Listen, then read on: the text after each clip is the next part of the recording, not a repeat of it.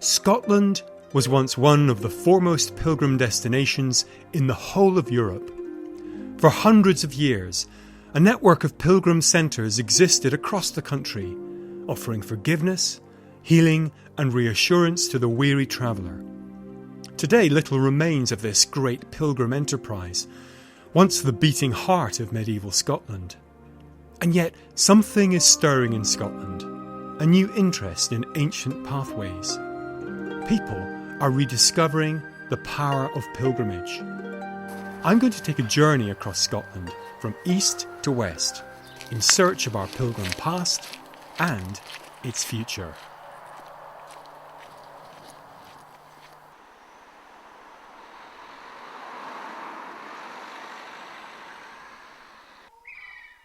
Our story begins in the city of St Andrews, on the easternmost tip of the Kingdom of Fife. The story goes that a monk called Regulus was told in a vision to bring the bones of St Andrew all the way from Greece. The reality is probably a bit more prosaic. A Northumbrian bishop, Bishop Acca of Hexham, probably brought the bones to a church here sometime in the 8th century. Just bones, you might think. But in the next 2 centuries, a transformation was to take place in which the relics of Scotland's patron saint were to achieve celebrity status. By the 11th century, St Andrews was firmly on the map as a pilgrim destination. Queen Margaret of Scotland endowed the free crossing of the River Forth to encourage pilgrims on their journey north. She supported the churches at St Andrews and may have helped to build the first church dedicated to the saint. The focal point of this building was a portable jewelled box called a reliquary. Inside was a tooth, a kneecap, 3 fingers of the right hand and an arm bone. Not the spoils of a rugby match, but the very bones of Christ's apostle himself. I've come to the cathedral in St Andrews to meet Dr. Ian Bradley, reader in church history and practical theology here at the university.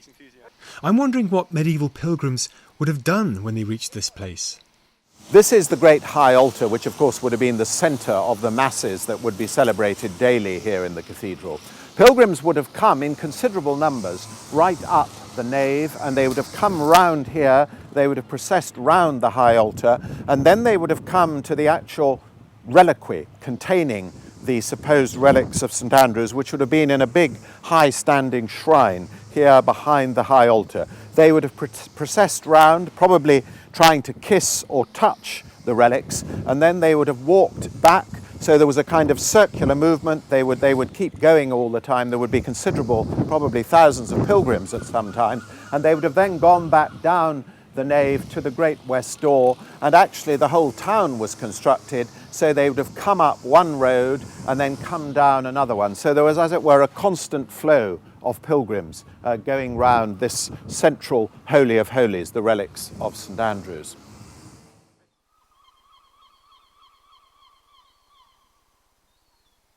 But pilgrimage was not only about faith, it was also about politics.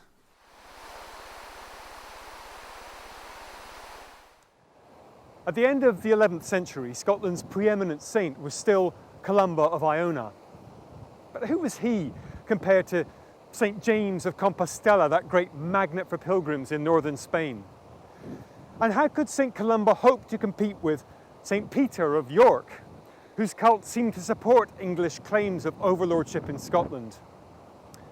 What Scotland needed was an A-listed saint to bolster both her faith and her sense of nationhood. And who better than St Andrew, Christ's first chosen apostle?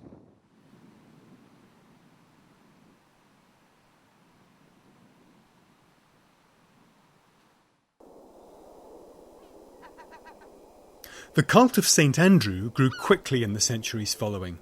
From around the year 1160, work began on a vast new cathedral at St Andrews, able to cope with the thronging pilgrim traffic. It took over 150 years to complete, and when finished, was the largest building in medieval Scotland. It stood for the power and prestige of the relics of Scotland's new patron saint, at the very time when Scotland was emerging into independence and nationhood. Of course, St Andrews was just one of the many pilgrim shrines in the medieval period. My journey in search of the power of pilgrimage goes west from here to Dunkeld, to the shrine of Columba of Iona. Columba was buried on the island of Iona in the year 597 AD, and his bones lay there for 250 years. And then in the middle of the 9th century, his bones were moved away from the island. Pressure from Viking attacks was one reason for moving them, but there was another reason as well, to do with politics. Kenneth MacAlpin, the new king of a united Scotland, needed to have spiritual power on his side. And so in the year 849, he moved Columba's relics away from Iona to the capital of his new kingdom, Dunkeld.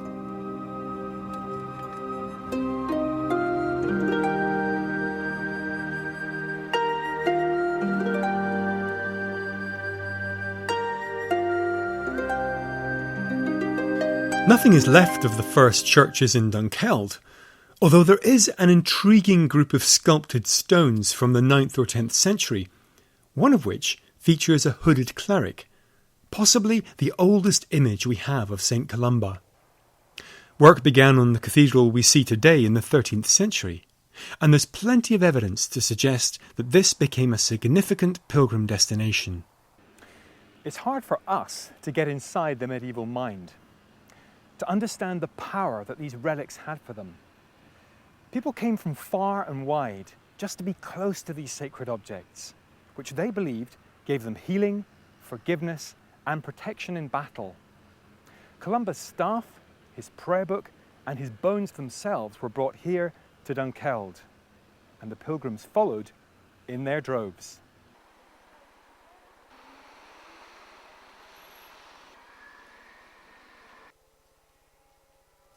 We don't know what became of Columba's staff or his psalm book, but his reliquary, well, we may still have it.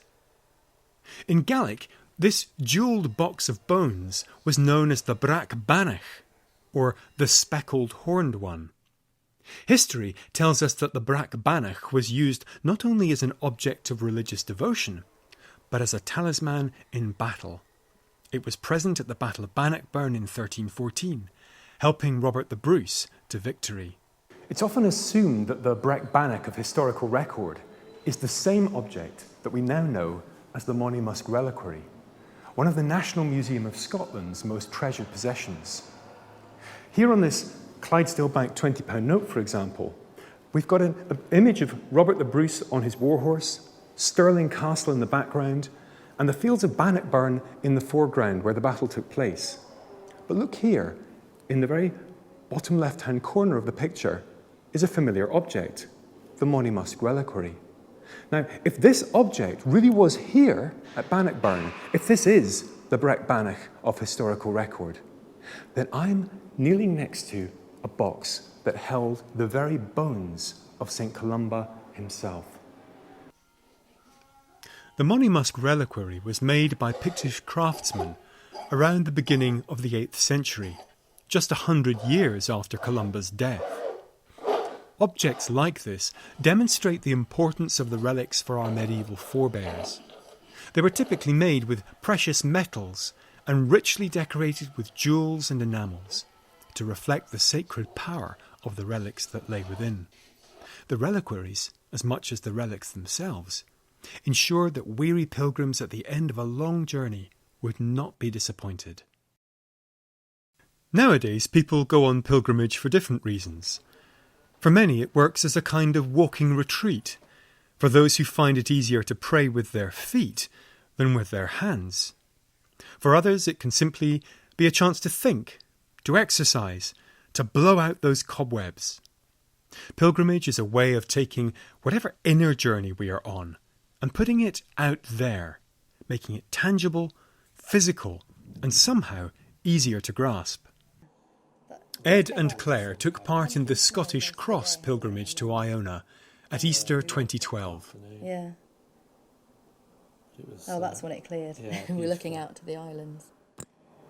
on one hand it is a removal, but at the same time it's not escapism. And I think that's, and it's not about being pious and escaping just life. I think for me it was an experience of having my priorities reordered. In a way, you're much more faced with, the rawness sometimes, the rawness of life. Because you're living with people 24/7 for a week, and that certainly holds up mirrors and challenges you. In a way, feeling that when I set out on the pilgrimage, I had a lot of things on my mind. I was worrying about things. I had a certain set of concerns. But as well, it's great fun, and you share a lot of laughter, and the whiskey keeps us warm on the hills. And when the guitars come out, or we have a sing-song in the evening, I mean, that's all part of it, isn't it? I think going on the pilgrimage really relativised those concerns, and it reminded me of what was important and valuable in life. When the sun was coming out. Yeah, beautiful. We stood there for about half an hour, I think, just looking out across. Yeah. The Scottish Cross pilgrimage that Ed and Claire took was founded in 1997 by Alan Riley. In fact, the real first year was in 1998 when we ran a full route. And I think that really was when all of the sense of the power of the pilgrimage really hit us so powerfully. Pilgrimage gives people space. I think that's what we first realised. Space to reflect and to think. And it has its own powerful impact on people in the course of that week they are away. Many of the old pilgrim paths were abandoned at the Reformation in the 16th century. In recent years, however, excitement has been growing at the prospect of reviving some of Scotland's old pilgrim ways.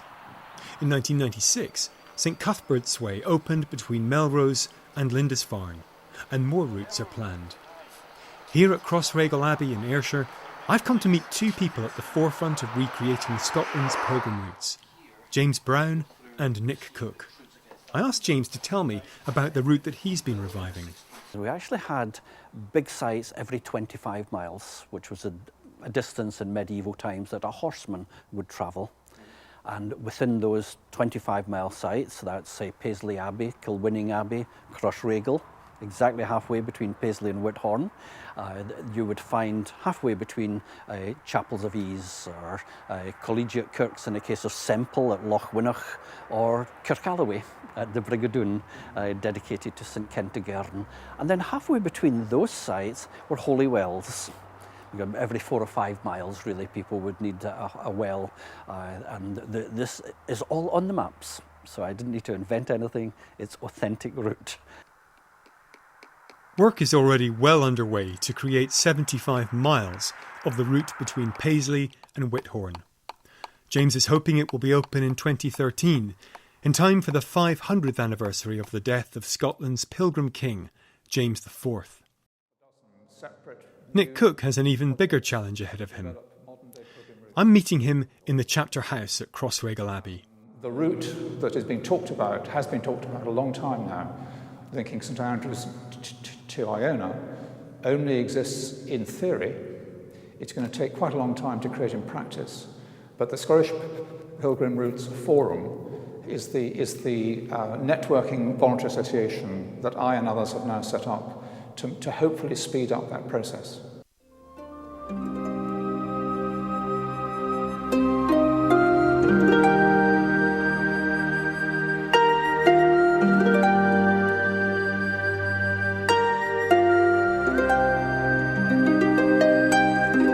My story began in St Andrews. It ends here on the island of Iona. It was here in the year 563 AD that Columba landed from Ireland. Here he established a monastic community that would change the face of Scotland, not just a spiritual powerhouse, but a centre of cultural and political influence too.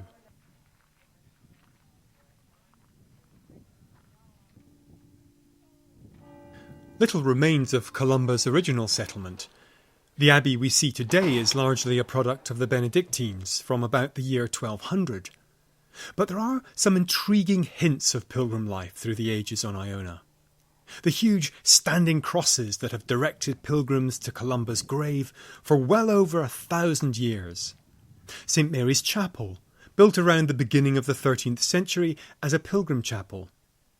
The medieval Street of the Dead that brought pilgrims and mourners from Martyrs Bay to the shrine of St Columba.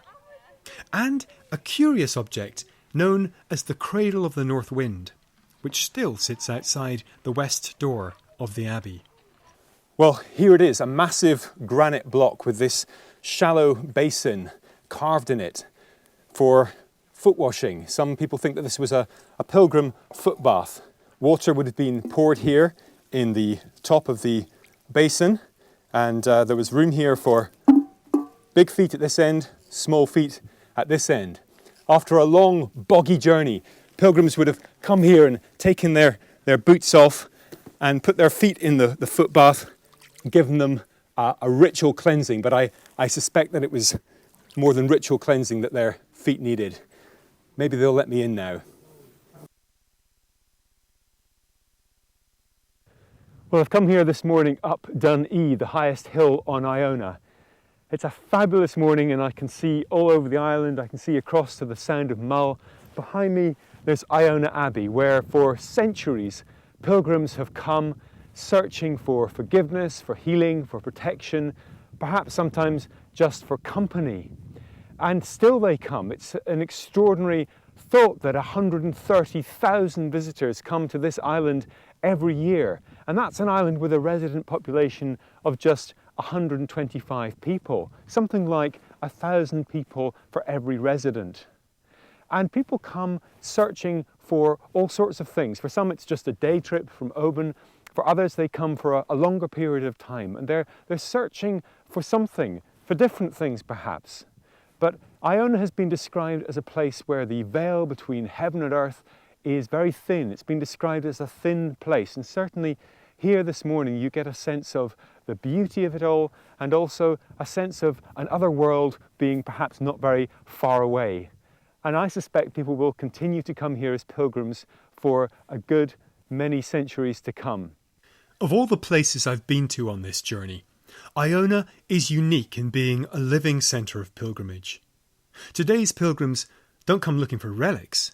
They're searching often for something else.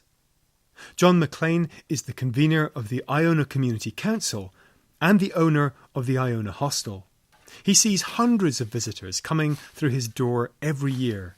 I find that thinking about the hostel, a lot of the people that visit Iona have questions to ask. Spiritual, metaphysical, personal, meaning of life, whatever. And it's one of the pleasures of actually having something like the hostel, in that you act as almost a sort of Chaucerian innkeeper for all these people, making a hard journey here with questions to ask, and somehow by them simply being here, if not answered, they're helped in their way. And I think that's quite an important part of what pilgrimage is actually about, people with questions. If the plans to create a new route between St Andrews and Iona come off, Mull and Iona could get even busier. As well as satisfying a growing demand for religious tourism, there are strong economic reasons for the new route. Emily Wilkins is the ranger for Iona, Staffa and South Mull. I've gone to meet her in the Abbey cloisters. At the moment we have lots of tour buses whizzing past to Iona, and the idea of slowing people down, even if they're still aiming for Iona, they're going to be going at a slower pace and stopping off, using local accommodation and food outlets and things. If we were in any doubt about the potential for pilgrimage in Scotland, we just need to look at Spain. In 1985, the medieval pilgrim route to Santiago de Compostela had just 700 pilgrims a year. Since then, the line on the graph has rocketed. By 1990, Santiago had 5,000 pilgrims.